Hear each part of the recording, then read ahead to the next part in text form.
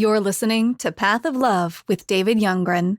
To learn more about us, visit pathoflovecenter.com. Welcome back to the Path of Love. We're speaking with David Youngren about his book, Awakening to I Am Love. We're on chapter 9 today, Unfolding Creation.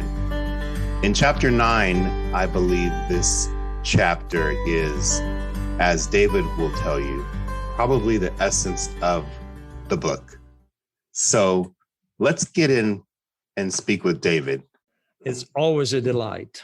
Well, let's talk about the unfolding creation. In this chapter 9, you speak a lot about science and how it was not exactly your favorite class in high school, but it seems like in this chapter, you learned to really adopt, admire, and love science. Is that true?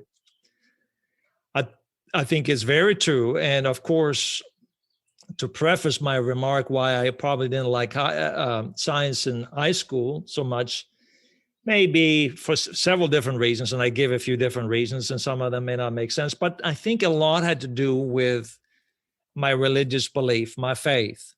And so, of course, as you know, I was raised in a very Christian home, and there was something that we kind of learned at a very early age, and that was to not trust science, because somehow or another it contradicted our faith. That's what we were led to believe. So in that sense, we had this like fear, it was almost like the desire to know the truth had already been hijacked by fear. But as I come to learn later on, of course, faith and science were not either or propositions. They are merely different lenses by which to look at reality. And that is why it's so beautiful. And that's why I decided to devote an entire chapter to science and specifically evolution and how it relates to Jesus, Christ, and God. And so to me, this is incredibly fascinating. Well, let's jump into it and talk about evolution. In science, and especially evolution, it's represented when it's represented in a manner with church, it doesn't really coexist together in some churches. Why is that? Or how could you explain that? To most people, because like myself, who were raised in church, there is embedded into our beliefs a fear of science, because we're afraid that what we believe, what our religious and Christian beliefs or Judeo-Christian beliefs are going to be proven untrue. And so there is a lot of negative feelings about science for that particular reason. And just even with the fact of, the creation story versus evolution, the creation story, of course, is something that I would say the majority, especially of evangelical churches, have propagated and believe that, in other words, the earth was created in 6 days, or the universe was created in 6 days. And, and that, of course, is not the evolutionary side of the story. So many Christians, therefore, are very afraid or fearful of engaging in any conversation and discussion about evolution. But to me, I think is a little hypocritical sometimes. And I don't say that is a form of judgment, but I would think for an outsider, I mean, I can speak for someone who's been raised in the Judeo-Christian world, that it would seem to me that it's a little hypocritical of us to somehow or another deny science to the degree that we have, because we're using science all the time. And you know that. We're using science when we get on an airplane. We're using science when we communicate right now, you and I. We're using science. And the people who are listening, they're using science by listening to us. It's amazing to me. It never ceases to amaze me that I can be in another part of the world. I can be in South Africa and speak to you with seeing you through a camera, through a lens. And that is because of science. Even the life expectancy has increased by 3 decades, an average of 3 decades around the world because of science. So for us to just somehow or another dismiss science is not the right way. So rather, I think the better approach is then to look at what is evolution, what is science, and what's the difference between science and faith. And I think that that's really what I'm trying to communicate. Faith is mystical, faith is spiritual, faith considers the deeper meaning of life, but science studies how the world works through observation and experimentation. And what I've come to realize, and I think this is really the exciting point, that evolution is really the spirit in action, moving us toward a new creation, the formation of Christcentric consciousness in all humanity. And that is really what we're talking about in this chapter. Wow. And one of the things you used is unfolding creation. And so can you elaborate on that term, unfolding creation? What I'm referring to when I speak about the unfolding creation is that there's a hint of an evolutionary process in the Bible. And that's what I call unfolding creation, because it merges the Bible with evolution and merges the Bible with science. And for someone who has come out of the church, someone who's come out of the Judeo-Christian background, that fascinated me. So that's really what I'm talking about. In some ways, I guess science dealt with biology and physics of the evolving universe, while Christ presents the meaning behind it and ultimately the ultimate destiny for humanity and the universe. You see, it really begins for me with a few questions. What's the purpose of the universe? Is there a God? And if so, if there is a God, which I obviously believe, what is the purpose of evolution? Because I believe in evolution. There's enough proof of it that it happens. So what then is the purpose of evolution? And what is the end? What is the vision? If God created the universe and he's creating the universe or continues to create the universe through a process of evolution, where are we going? Where are we heading? And what's the purpose of it? So that leads us to evolution, the spirit in action. You explained a lot about evolution and about the background in science, and how things were formed, how solar systems were formed. Can you elaborate a little bit on that? Well, science tells us that the universe began about 13.7 billion years ago with an event called the Big Bang. It's quite interesting, actually, because some suggestions have been now, and I found this is very fascinating. And of course, this is just a theory, but that concurrently to the birth of this universe, a mirror image of another universe or an anti-universe was birthed that runs backward in time and is made of antimatter instead of matter. And there is a whole reason for that, and that I won't get into. But people say, well, this is really weird. You actually believe all that stuff. Well, to me, it's not a matter of whether I believe it or not. And that's not the point. The point is that I wanted to communicate that this incredible universe, this thing we call life, is so mysterious, is so thrilling. It's bizarre, but it's life. And so when people start asking questions, can this happen? Do you believe in that? Do you think that's possible? Essentially, what I tell people is I believe anything is possible because what I see in the universe is so extraordinary. So you say a better term for evolution is spirit in action. Inherent in all things is an attraction toward what lies ahead, a deeper knowledge and awareness of the whole. So think about it this way. Most scientists believe that the Big Bang happened 3 minutes into the Big Bang, particles bonded with other particles and formed into atoms. So it started as a point of singularity, but within 3 minutes, particles bonded with other particles and it formed into atoms. And a few hundred of thousands of years later, these atoms combined with other atoms and formed into molecules. And then if you move ahead another 9 billion years, our solar system was formed.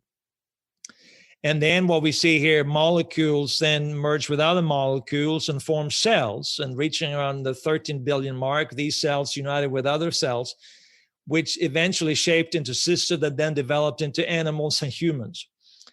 And so what is fascinating, and this is why I made that statement, what is fascinating is that the universe is always evolving toward more complex forms of life. And the evolution takes place whenever previously existing entities unite. As you mentioned, as entities combine, the universe becomes a self-transcending reality that keeps moving beyond itself in complexity, depth, and unity. So when I talk about evolution, what I'm saying is this: the evolution is a spirit in action, the ground of being, that which is not visible. God is not visible. God is the whole. God is in all things. The Father is above all, through all, and in all. This is what spiritual texts are saying. So the ground of being, everything arises, form arises out of formlessness. So what I'm saying is that the evolution is the spirit in action. It is the spirit birthing a new form, and form that is deeper in knowledge and awareness of the whole. So when talking about evolution, we're merely affirming that progress is the spirit in action, working through us to develop in full maturity, where we are evolving biologically because we deepen in consciousness. That's how it's explained? Yeah, that's part of the quote from the book there. So think about that God's essence. And this is really what I'm trying to communicate. What is the vision? Where we're going? What is the omega point? We know the alpha, aleph, bet, or alpha is the beginning, is the name of the Father. We discussed it in the last episode. But the ending point is the omega. And what is the omega point in history? Well, it is the emergence of God in form, the maturity of God in form, where we are a true expression, of the divine, and where selfless, universal, and unconditional love is our consciousness, where we see each other, or where we see ourselves in each other, is the Christcentric consciousness that Jesus demonstrated when he said, I'm in the Father. But he also said, I'm in the naked, I'm in the thirsty, I'm in the prisoner, I'm in the foreigner, I'm in the sick. So in a way, being conscious is not just being aware of yourself, but experiencing, feeling, and participating in the whole, in the universe, and in all people. It's seeing and perceiving life not, as I've put here, and this is a quote from my book, not through the lens of the egoic, selfish, self-absorbed lens of what Christians refer to as the first Adam, but through the inclusive, self-emptying, egoless, non-dual, unifying, and love-pervading lens of the second Adam. And that's really what I'm trying to communicate here. So you say Christ is more than just a singular person in history. Christ is unfolding of the divine in visible matter. So who is Christ? Good question. And I want to get into the Bible here because I think it's good for my Christian friends to see this, especially because we have a certain perception. And if you ask most people who Christ is, they would say, well, it's Jesus. Jesus is the last name of Jesus. Well, that is not actually true, not according to the Bible. In fact, the word Christ is, the Hebrew word for it is Messiah or Messiah, but then translated into English as Messiah. So the Hebrew word, Christ is the Greek word of a Hebrew word, which is Messiah. Now, you have to understand the traditions of Messiah. Messiah, according to the Midrash Torah, would come, and they were all looking for the coming of the Messiah. We read this in the Judean tradition in Judaism, that they were looking for the Messiah to come. And when the Messiah will come, there'll be no more war, no more conflict, no more hunger on earth. But everyone will be occupied with knowing and being aware of God. That was what they believed. And what I found really fascinating, and I usually tell this sometimes when I speak to audiences and they kind of laugh at me.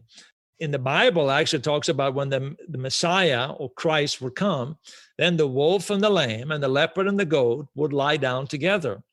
And the lions would no longer eat meat. They would be on a vegan diet. Imagine that. And they would eat straw. In other words, there will be such a radical transformation of the earth when the earth will be filled with an awareness of God. So when the Christ would come, that's what would happen.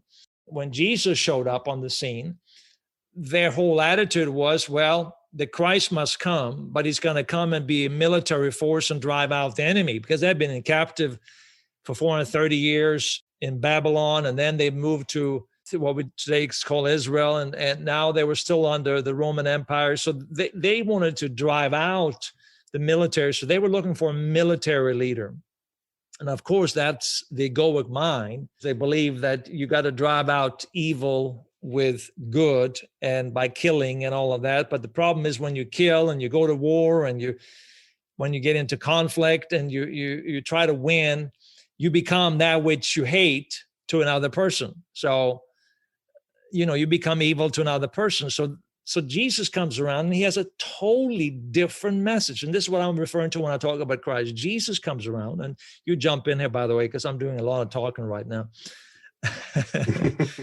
But Jesus comes around and he presents a different vision of God. He talks about God in parental terminology.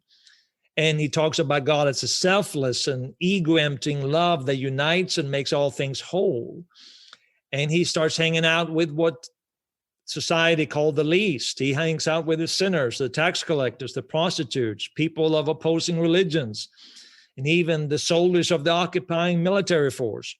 And they were all love. They were all, he had great compassion for them. He was very giving. He was very generous. He was healing toward them.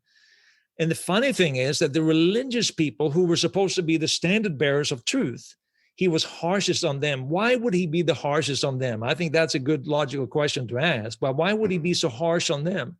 Because they interpreted God through the egoic lens. They interpreted their sacred scripture through the egoic lens. So Jesus then debated with them scriptures to get them to see the futility of the ego, because that's ultimately what we've been talking about for the last few weeks. We're talking about the ego. And so Jesus then argued with them. In other words, and the reason why he did that was he was trying to strip away at the egoic mindset so that they will come to a point of grace when they recognize, as we talked about last time, they would recognize their need for grace when the egoic mind would die and they would waken again to a new kind of life. But the egoic mind, in those days, or even in today, your definition of Jesus in today's day is an open door for a man or a woman that would be harshly or morally judged in today's day, hanging out with the tax collector, hanging out with the prostitutes, hanging out with those types of people, but showing love, not participating in maybe what their actions are, but showing love. How does that relate to how someone could live today? Well, Jesus is an example here. And this is what I think when I'm trying to communicate, there is an evolution that is taking place. There is toward that Christcentric consciousness that we have been talking about throughout these episodes. And that Christcentric consciousness is so well represented in Jesus. You see it in him where, he extended forgiveness even when he's on the cross, forgive them for they do not know what they're doing. In other words, he was acknowledging that they were unconscious of their deepest and truest self and acted contrary to what they really were at the very core.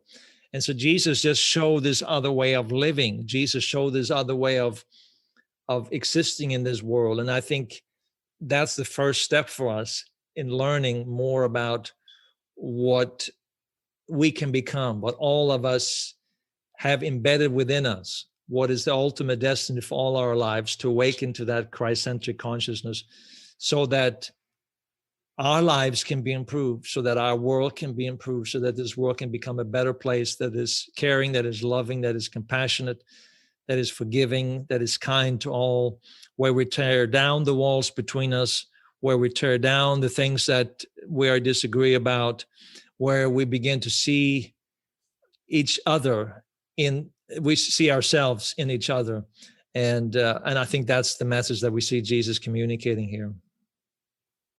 We said, Paul then comes to an incredible conclusion that when the eyes of the heart are enlightened, then our perception will change. So being Christ-centric basically makes us completely aware and opens our eyes to change in our mind, in our hearts, in our bodies, in our cells, have some sort of evolution in our body. Well, what is fascinating, and I think this, what you're raising is a great point that I want to see if I can just preface a bit before I answer it. And I preface a lot of things here. So, but Paul takes this whole idea of Christ to not just to be about Jesus. He certainly affirms that Jesus is the Christ, but he begins to talk about that the Christ is not just for Jesus, that Christ is in all and is all, that this has been hidden for generations and generations. This has been hidden, that Christ is in you. And what is he referring to when he talks about Christ? See, what he says, Christ is the visible image of the invisible God.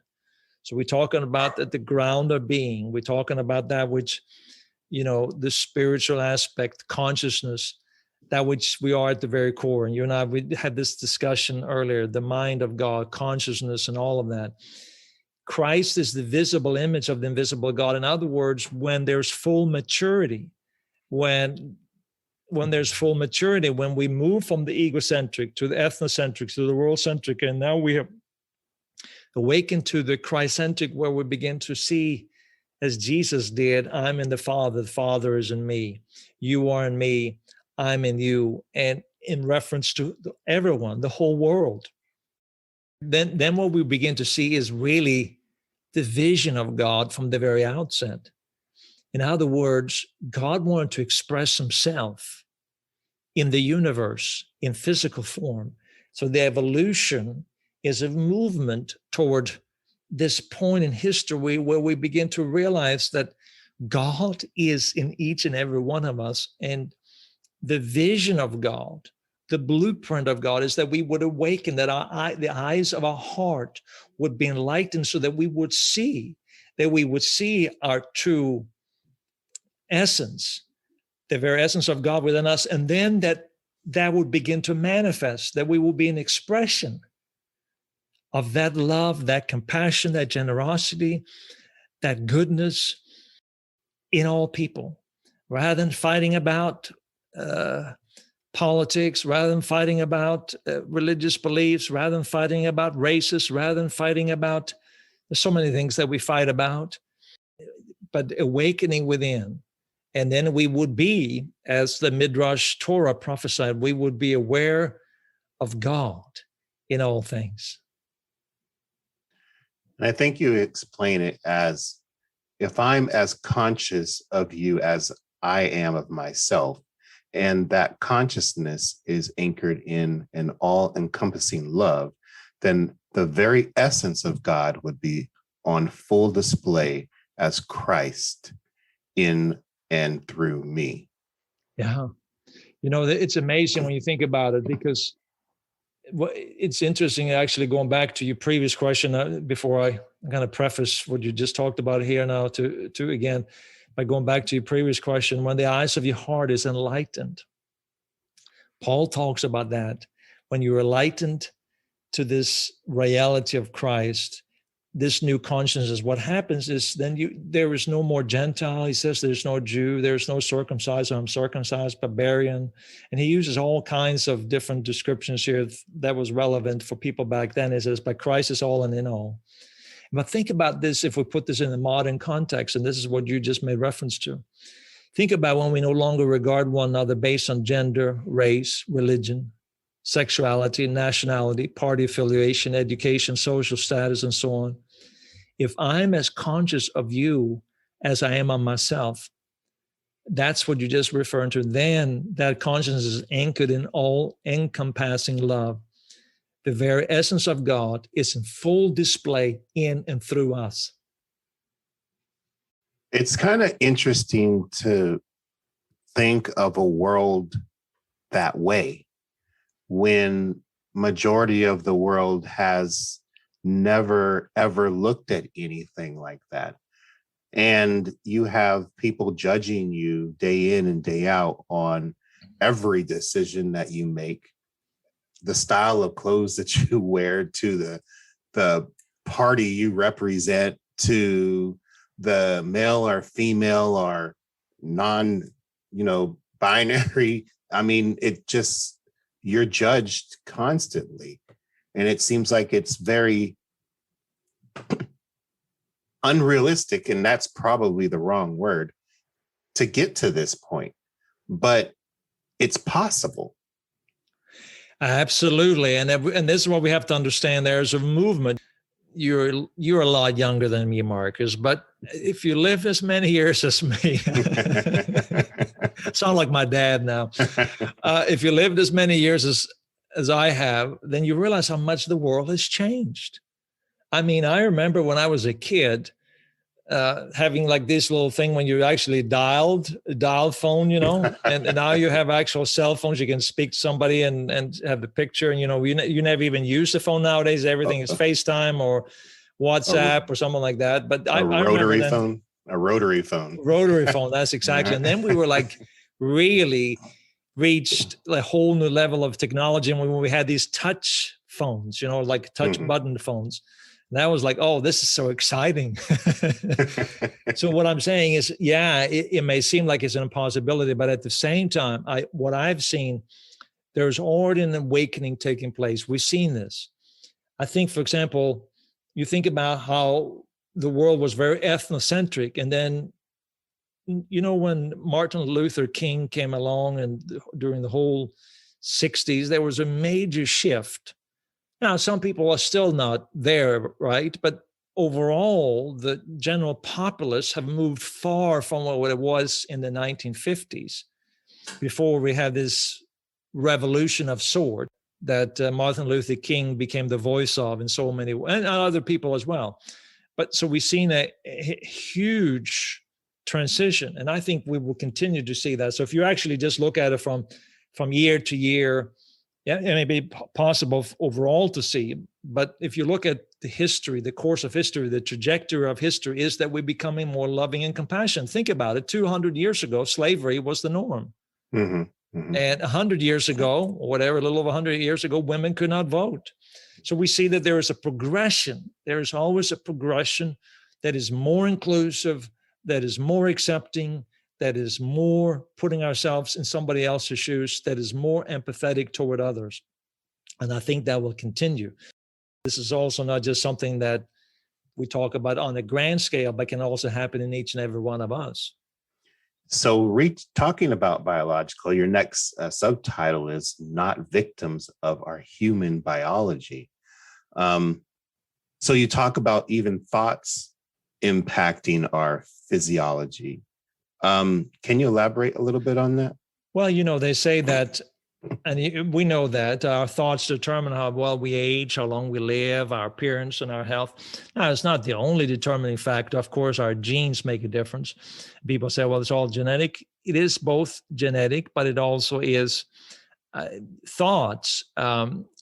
It have a huge impact on us. I mean, they did a survey with a pair of identical twins. One developed asthma and the other one did not, because they still have the same identical genetic material, but their thoughts altered their genetic expression. So we see this, and we also learn from neuroscience that the brain has plasticity and is malleable and goes through changes moment by moment based on your frame of mind. So you know that if you're constantly sad and constantly in depression, you can tell when people are like that because they age a lot quicker. You can see it in people when they've gone through a lot of hardships. And when a person is very positive, is very upbeat, very healthy, you can see how their well-being is so much better. So, I mean, there are so many different proofs of this. And I use a few examples here in the book that we can get into if you want. Yeah, you also use the phrase gray matter. So I wanted to have you explain what gray matter is before we get into that. Well, I'm not so sure I can give a good description, but one of the examples I use in here is about 79 taxi drivers in London that underwent an MRI scan throughout a period of 4 years. And the study found that the more time the cab driver spent on the job, the more the gray matter, which is a sign of increased activity and ultimately more intelligence, the gray matter in their brain increased and enlarged the hippocampus. And the hippocampus, of course, is the spatial memory lobe in their brain. And that regulates memories and navigational pathways. So the structure of the brain, this is fascinating, the structure of the brain changed because they were driving all the time and they had to learn new things. So gray matter increased in their brain. In other words, more intelligence increased in their brain. So we see through that, that's just one example of how our brains are malleable and we can continue to evolve even in our lifespan.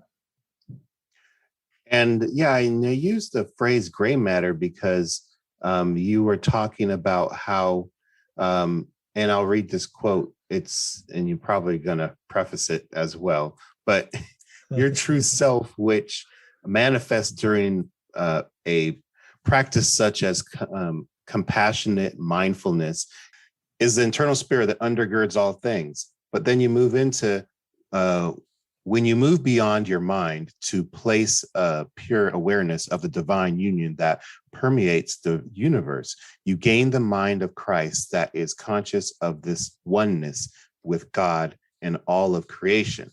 The structure of your brain is then also altered, creating new neural connections and increasing gray matter. Can you elaborate on that? Well, what I'm saying here, of course, is that the more we learn about the brain, we can see that, for example, beliefs, you can even, the placebo effect, that can generate actually endogenous molecules, which can change our blood chemistry, which then can suppress pain. And we know that meditation actually reduces the size of the amygdala lobe of the brain that controls fear, stress, and anxiety. So what I'm saying here is when you actually come to that point of meditation and you become aware, come to that place of pure awareness, pure consciousness, when you become in touch with that dimension with you that is one with God, when you do that during meditation, when you're just aware, you have this sense of presence, your mind is not all over the place. The egoic mind that is trapped in a continuous story about I, me, and mine, about you, whether it's emotionally, whatever it is that is so focused on self. Suddenly you're just aware, you kind of gain the vision of God. You see as God sees. And when that happens, it begins to transform your brain. Literally, it transforms your brain. It changes the structure of your brain and it creates new, as I said, new positive neural connections and increases your gray matter. And what that does, which I find interesting, that they have taken people who are practicing, for example, it took us 7,000 study in Germany, that people who practice this meditation and believed in this oneness, actually, their life satisfaction was drastically improved. So there's nothing but benefit, it seems like, to your cells, to your body, to your way of life, your walk, than to get rid of that egoic mind and be more Christ-centric. I mean, this book completely explains that. Why would you choose any other way? Exactly. And at the same time, it starts with a desire. You cannot manufacture this. You cannot say, well, I'm going to be Christ conscious today. I'm going to forget the ego, because you can't. You cannot just shut off the ego. All that you can do is to become more present. You can become more in touch with your inner part, your innermost being. Go beyond thoughts, go deeper than thoughts, just becoming conscious, becoming aware of the kingdom of God within you, as Jesus talks about, that dimension within you that is one with God and with all things. And the more you spend time in that kind of a quiet meditation, what happens is in this place of stillness, the more time you spend in that stillness, and it doesn't just have to be like you're sitting with your legs crossed and you're sitting with your eyes closed. My meditation sometimes is just sitting and looking out into the sky and looking out, but without making any judgment, without thought, just observing, just being present, just being aware. And the more I'm aware of it, I just feel this incredible peace and love and grace, because in a way, I'm aware of God. I'm aware of God within me, but also within all things. And when that happens, it continues to improve and benefit our lives. That doesn't mean that you're going to live forever, because that very thought could, I'm going to be 563 years old. That's not what it means. But it means that even when eventually, when your body is no longer present, you're still, your spirit, your consciousness, there's a sense of aliveness that is eternal, that will always live on, and that is always in oneness with God. It's really interesting how this whole chapter was a lot about evolution and evolving. And every point you made in here, from Christ to who is Christ to how the human biology works, is all focused on evolving. And I think what you pointed out earlier, and I think in the earlier question about the egoic mind, how the egoic mind keeps us trapped and is so destructive, and is the reason why there is so much conflict and stress and tension, and stress leads to sickness and leads to all kinds of dysfunction in our bodies. The more we come to that point of awakening to the presence within, to the Christ within, to this Christcentric consciousness, the Christ, the union that we have with God and one another, the more we will see a transformation of the earth. And it's interesting what Paul said. We're going back again to the Bible, but so many people have never seen this. Paul said that all of creation is eagerly awaiting the revealing of the children of God, or the sons of God. And it actually says in the original text, it says the sons of God. And the word son here, there's several words used in Hebrew for son. And that word for son that Paul uses is the mature sons. And what he meant by that was another understanding of the word son, and I get into this later on in later chapters. The word son was in reference to, it was a common concept back in the days, but it was in reference to someone who exhibited, a human who exhibited the divine qualities. And so what is being said here is that all the earth, all the animal life, the earth, everything is eagerly awaiting for the revealing of the sons of God, you and I coming to full maturity, where we are a truest expression of the divine through our form, through our mind, through our intellect, through everything that we do. It will transform us, and it will bring healing to all. And I completely understand that. And that was a great way to explain that completely. It's kind of more understandable than the vegan lion, but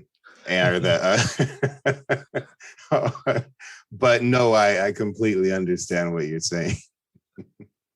Yeah, and so that's the revolution, right? Now you begin to understand, okay, well, there is a purpose for this evolution. We are evolving towards something.